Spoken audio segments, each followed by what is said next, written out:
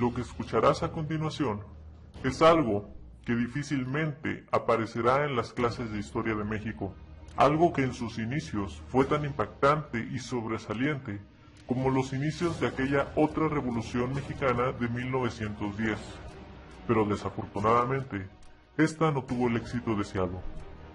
Se trata del levantamiento en armas del autodenominado Ejército Zapatista de Liberación Nacional el 1 de enero de 1994 en Chiapas, cuyos hechos se han tratado de ocultar, enmascarar, distorsionar o incluso ridiculizar por la prensa y por el gobierno de la época y modernos, por el motivo de que los villanos de este sangriento episodio aún tienen poder en la política actual. En este video aprenderás lo que realmente pasó y qué desenlace tuvo.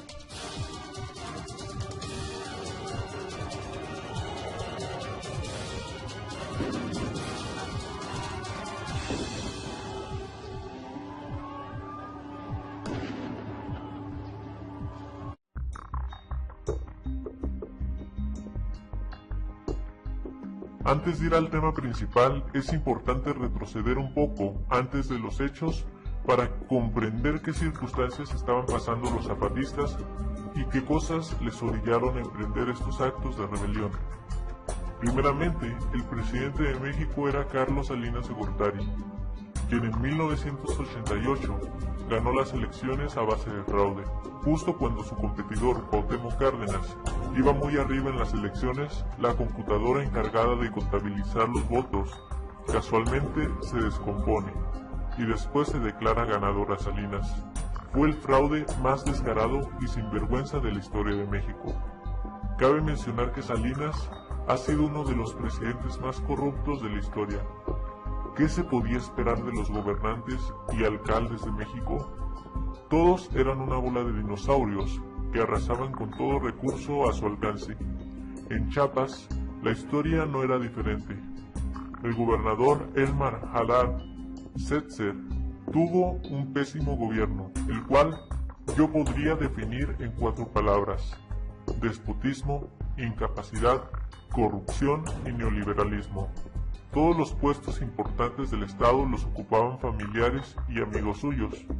Por ejemplo, su sobrina era tesorera del Estado encargada de la programación y la administración del presupuesto, y su hijo era secretario del Fomento Económico. Peor aún eran los alcaldes, quienes abusaban descaradamente del pueblo, les quitaban sus tierras para venderlas a particulares, aumentaban impuestos y asesinaban a activistas que protestaban contra sus gobiernos deshonestos. El 90% de la gente que vivía en Chiapas tenía ganancias miserables o nulas. El 95% de la gente vivía en condiciones de pobreza extrema. Casi nadie sabía leer ni escribir. Muchos ni siquiera hablaban español. No podían defenderse políticamente de los abusos en su contra, por ignorancia al sistema, por miedo o por opresión. Se destinaban millones de pesos para ayudar a la gente y para programas de educación y bienestar, pero al pueblo no llegaba ni un solo peso. Todo se lo robaba la mafia encorbatada. Absalón Castellanos Domínguez era el responsable de más de 150 asesinatos durante su gobierno, y fue la gota que derramó el vaso. El pueblo se decidió a ya no ser gobernados por personas que solo representaban sus propios intereses.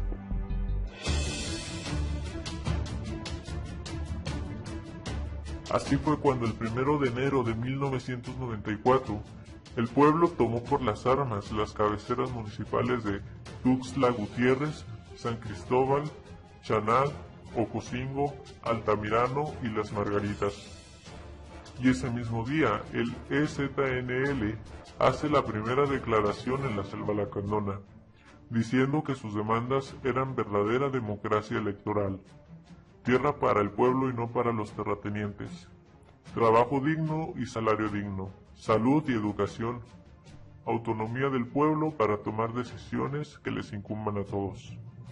Además, técnicamente, el EZNL había hecho las cosas constitucionalmente, reclamando su derecho a conservar sus propias instituciones políticas, culturales y sociales, como se marca en el artículo 2 de la Constitución. y también reclamando su derecho a destituir su gobierno como se marca en el artículo 39, el cual dice así: la soberanía nacional reside esencial y originalmente en el pueblo. Todo poder público dimana del pueblo y se instituye para el beneficio de éste. El pueblo tiene en todo tiempo el inalienable derecho de alterar o modificar la forma de su gobierno. El gobierno federal, estatal y municipal violaron flagrantemente los derechos constitucionales de los indígenas al no respetar las decisiones que como pueblo tomaron. Y no solo eso, sino también el gobierno infamó la rebelión y los catalogó de terroristas que eran financiados por extranjeros para derrocar al gobierno y muchas otras cosas. La campaña mediática contra el EZNL permitió la intervención del ejército mexicano para acabar la supuesta insurrección. Las fuerzas zapatistas nunca tuvieron oportunidad contra el ejército mexicano, que aplastantemente diezmó sus defensas. La batalla era bastante desigual. Por un lado, helicópteros, tanques y armamento pesado, y por el otro lado, escopetas, palos y pies descalzos. Los zapatistas tuvieron que huir a las montañas, poniendo troncos y obstáculos en los caminos, para retrasar el avance de los vehículos motorizados del ejército. Solo las protestas de miles de mexicanos en el Zócalo pudo convencer al gobierno de frenar esta carnicería y masacre de sus hermanos, y abrir el paso al diálogo. El EZLN estaba dispuesto a dialogar, pero algo sucedió que provocó que los rebeldes nunca más confiaran en su gobierno. Colosio era asesinado el 23 de marzo de 1994, siendo el favorito para ganar las elecciones. Una vez más, la decepción del fraude llega a los indígenas, y la oscura nube de desconfianza y repudio hacia su gobierno se hace más densa. Era obvio que no querían hablar con un gobierno que carecía de toda credibilidad. Los zapatistas fueron criticados por tomar las armas y defenderse. Pero, ¿cómo podría defenderse un indio que ni siquiera sabe leer y escribir si no es por las armas? El gobierno debe recordar que fueron sus acciones los que provocaron estos movimientos y que las demandas de los rebeldes eran el cumplimiento de sus derechos constitucionales. ¿Acaso es mucho pedir? ¿Acaso es necesario armar una revolución para que el gobierno pueda de una vez por todas respetar al pueblo? Tal parece que ni siquiera una revolución fue suficiente para hacer cambiar a esta bola de ratas. Ustedes nos han dicho que le demos una oportunidad a la paz y nosotros hemos recibido su mensaje y hemos venido aquí con ánimo verdadero y honesto. Si hay otro camino al mismo sitio, al lugar donde esta bandera ondee con democracia, libertad y justicia, muéstrenlo. Si es posible que no sean ya necesarias ni las guerras ni los ejércitos,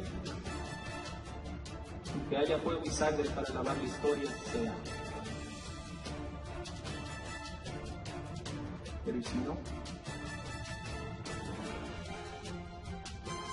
¿Y si nos vuelven a cerrar otra vez todas las puertas?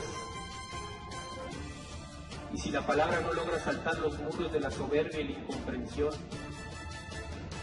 ¿Y si la paz no es digna y verdadera? ¿Quién, preguntamos, quién nos negará el sagrado derecho de vivir y morir como hombres y mujeres dignos y verdaderos? ¿Quién?